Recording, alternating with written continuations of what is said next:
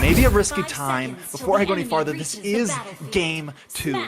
Team First Bloods up against Deuce Knights. Deuce Knights bringing in probably one of the most insane compositions we've seen in the NACT thus far on the game that could knock them out. So the question is, can they pull this off? Can their wild card shenanigans actually do it? I do like the fact that Team First Blood picks up this Kaja, another very random pick, but it should do well against the Lancelot. So Deuce Knights want to think out of the box, that's fine. Team First Blood comes with a kind of out of the box picks themselves. Maybe not out of the box, but something that we don't see all the time. But I think it should work well. Darwin already taking a lot of damage in the CXP lane, but it's overall a pretty even trade. I'm wondering if we're going to see the aggression that I want to see from Deuce Knights early on, or if this Ballman is even going to try to bully like he did last time.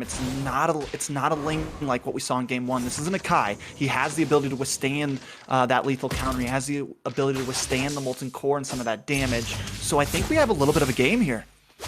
Oh, Darwin taken very low, is going to have to go back to base quickly here, but he will be back in time for this turtle to be up. We do see a little bit of a little hassle here. Hendrix over here does not get that. A pole landed onto him, so Kid is going to be able to get out of there without much damage put onto him. But you were just talking about this early aggression, and that's definitely something I want to see from Deuce Knights and how that they can kind of win this game. This is going to come down to, I say, from the mid game, it's going to come down to Joybaj on this Franco, and then Hendrix Loves All on this Atlas. This is like the eternal struggle that we've been seeing in North America with these two picks. It's always them taking each other on, and it always comes down to those two roams and how they're played.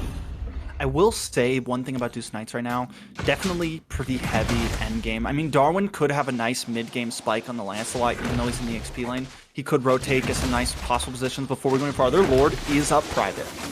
Yeah, we used that real world manipulation come down. Anna has triggered that heavy spin, but is not able to get the turtle. Floor trying to disengage here, so we don't have any deaths there. Safe for both teams, but First Blood was able to pick up that turtle.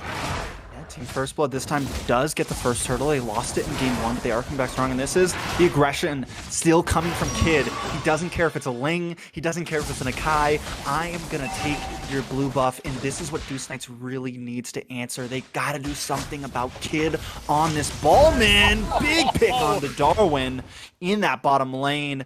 Definitely gonna be having a tough time, and this is that Kaja is gonna do wonders against Darwin in that off lane. Yeah, right now, especially because it's not going to be something that's the Lancelot, but that Darwin's going to be able to negate is that ult from Kaja. So, I mean, the Divine Judgment is just going to be a huge problem. Oh, just getting against the wall there. Floor is able to clean it up. So, I mean, not a bad place right now. We do see, I mean, you are going to get a little bit behind because of Belmont stealing your jungle, but they're starting. I like this setup more. I like how they are at this point in the game more than I do last game. Do Deuce Knights? We do see that real manipulation coming down. Floor taking a ton of damage there with the assist going to Hunter on that Eve there. So man, what great presence and synergy. No, landed on the multi-rose. Might be in a little bit of trouble. Is gonna go ahead and throw down that stun to try to disengage. Is it gonna be enough? Kid coming here. Multi-rose goes down, and Anna might be in a little bit of trouble trying to disengage and doesn't have the oomph in his steps. He is going to be picked up by Team First Blood. And this is the problem with investing so much into the late game, right? You just have no real defense against the aggression. I really want to see a more aggressive EXP laner. Toy Boys with another hook, suppression lock, lethal counter, locks it in, and Hendrix goes down.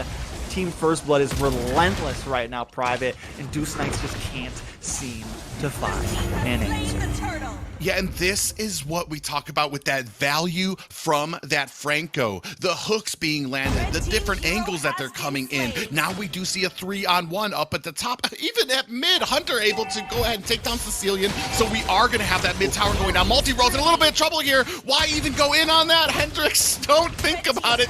Leave. I think right now, Deuce Deuce Knights are kind of in desperation mode for trying to kind of keep up the macro for this game. Right now, though, you're in a similar position that they were last game. Just as I was talking about how good they were doing, all it took was this Joybaj to start going off, start landing. Oh, another hook does go wide by Joybaj here, but this is what we should have seen from the first game from Franco, and this is how you play it. This is how you maximize it and create that fear from all these different angles. Fear the hook. It is definitely a real thing. As we creep into the 5.5 minute mark, we have a 4K gold lead, and just look at the side of Team First Blood right now. Like, we take a look at Kid. We already have the Curse Helmet in. Got Magic Defenses. We are already starting to scale with a 500 gold lead over the jungler of Deuce Knights, and Gina God Mode once again just dominating the game. We went straight for Blade of Despair. Just pure damage. Now it looks like we may be working on a Hunter Strike here, which definitely isn't the most common item, but definitely locking in some penetration. So just trying to go even harder against the bulkiness, and already with these kills, a huge play for the side of Deuce Knights here.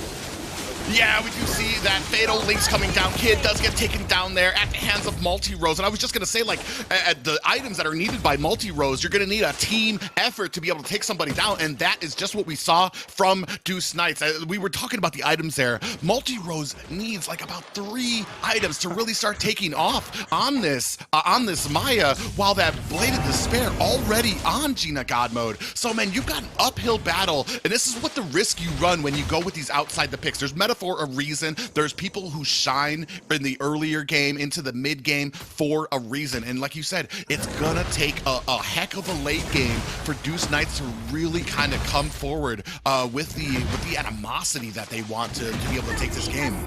Yeah, I mean, I love seeing Deuce Knights pick things like this. I know viewers don't always, but I always find it very entertaining. The problem is sometimes the risk is not worth the reward, but a nice heavy spin.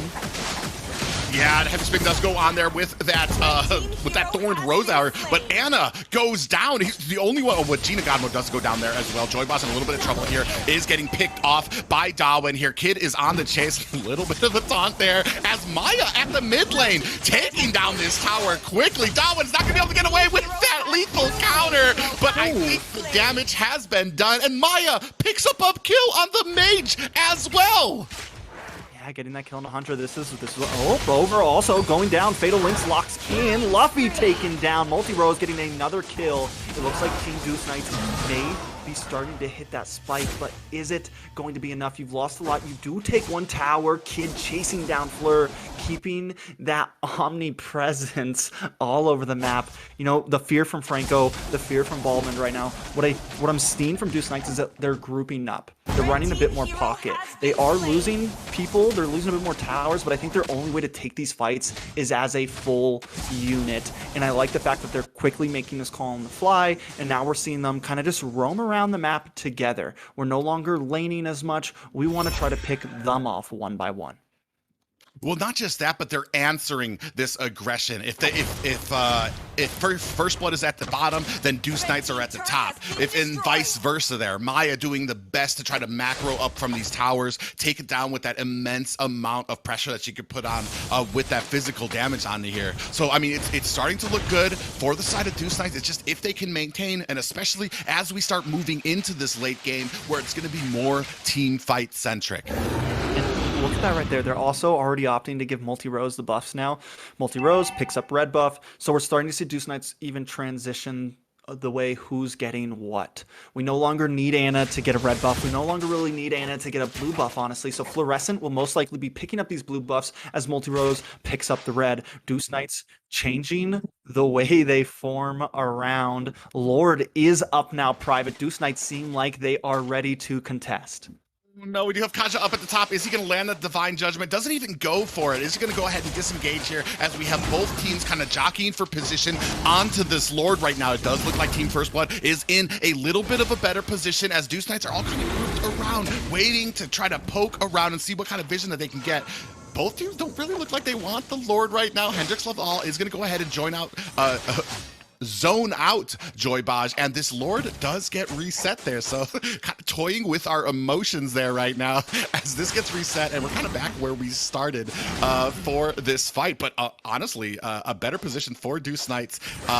They're just kind of poking it out. They want that bait. They want these teams to kind of come in for this fight. But we do see Darwin goes down to Gina Godmo, so this is going to put this at a 4v5. Oh, but with that Kaja hiding up at the top there, we might have a little bit of a gank here. Do we have that Divine Judgment coming out? He does come down, multi-rose up there, and this is going to open up this Lord for Deuce Knights right now. It is at 10%. Down comes that real world manipulation. Lord is at 10% and picked up by Kid as Luffy takes out Annie as well. Anna, sorry.